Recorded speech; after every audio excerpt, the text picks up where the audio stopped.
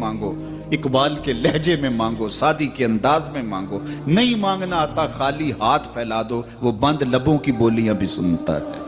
آؤ تو صحیح اس کی چوکھٹ پہ، اپنے ہاتھ پھیلاؤ تو صحیح۔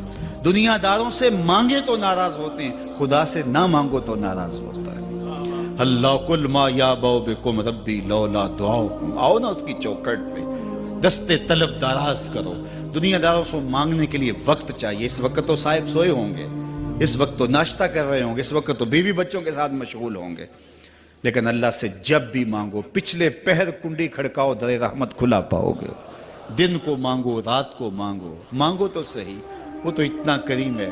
اچھا، بت کو سامنے کھڑا کیا ہے اور زلیخا ہاتھ جوڑے بت کے آگے پکار کرتی ہے، روزانہ سے شام کھڑی ہو جاتی ہے، یا صنمی یا صنمی، اے میرے بت، اے میرے بت، بچھڑا ہوا یوسف ملا دے۔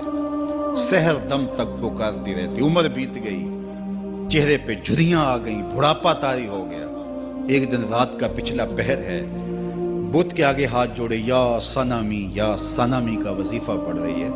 اچانک نیند کا جھٹکا آ گیا، زبان بل کھا گئی، بولی یا سمادی، یا سمادی۔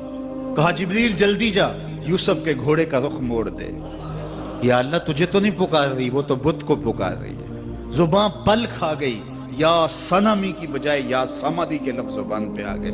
کہا جبریل اتنا عرصہ ہوا بت کو پکارتے ہوئے، اس نے کوئی جواب نہیں دیا، آج جیسے بھی اس کے لبوں پہ میرا نام تو آیا ہے، اگر میں نے بھی جواب نہ دیا، میرے اور بت میں فرق کیا ہوا؟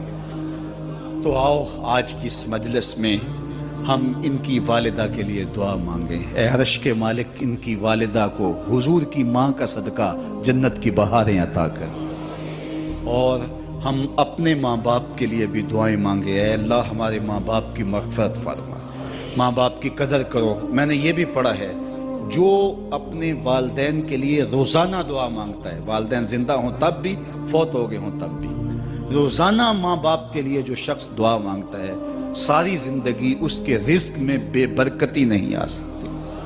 تو اپنے ماں باپ کو اگر زندہ ہیں تو قدر کرو، فوت ہو گئے ہیں تو ان کے لیے کثرت کے ساتھ دعا کرو۔ یہ گھنا سایہ ہے۔ کبھی آپ نے درخت کو دیکھا ہے کہ ساری دھوپ اپنے پتوں میں جذب کرتا ہے اور نیچے بیٹھنے والوں کو چھاؤں دیتا ہے؟ ماں باپ سارے دکھ اپنے اوپر لیتے ہیں، اپنی اولاد کو آسائش اور راحت پہنچاتے ہیں۔ قدر نعمت زوال نعمت کے بعد ہوتی ہے۔ جب ایک دن حضور مسجد نبوی میں تشریف لائے، تا حد نظر صحابہ تھے۔ الحاوی للفتاوی میں امام سیوطی نے لکھا ہے، حضور کو دیکھا تو ادب سے کھڑے ہو گئے، بس یہ منظر دیکھنا تھا کہ چشم